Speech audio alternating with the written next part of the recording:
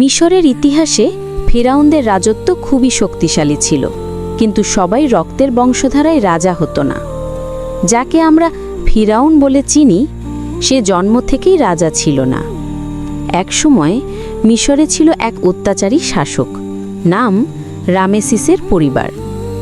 সেই বংশের রাজা হঠাৎ অসুস্থ হয়ে মারা গেলে রাজ্য পড়ে যায় বিশাল অস্থিরতায়। রাজ্যের লোকেরা নতুন শাসক খুঁজছিল, যে শক্তিশালী, বুদ্ধিমান ও সেনাবাহিনীকে নিয়ন্ত্রণ করতে পারে। এই সময় উঠে আসে এক যুবক, ফিরাউন। সেই ছিল খুবই উচ্চাভিলাষী, চতুর এবং ক্ষমতার প্রতি অসীম লোভী। রাজাকে কাছ থেকে দেখার কারণে সে জানত কিভাবে রাজত্ব চালাতে হয় এবং কিভাবে মানুষের মনকে দখলে রাখতে হয়। রাজ্যের সেনাপতি ও উচ্চপদস্থ কর্মকর্তাদের সে ঘুষ, প্রতিশ্রুতি আর ভয়ের মাধ্যমে একে একে নিজের দলে টেনে নেয়।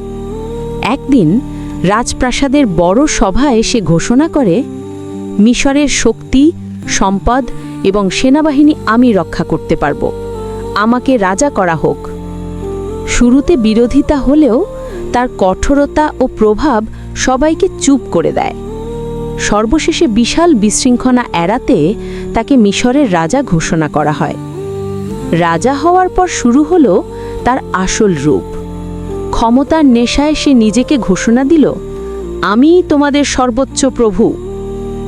লোকেরা ভয়ে মাথা নিচু করলেও ভিতরে ভিতরে ভাবছিল, এটাই সেই মানুষ যে চাতুর্য আর ক্ষমতার লোভে রাজা হয়েছে আর এখন নিজেকে ঈশ্বর দাবি করছে।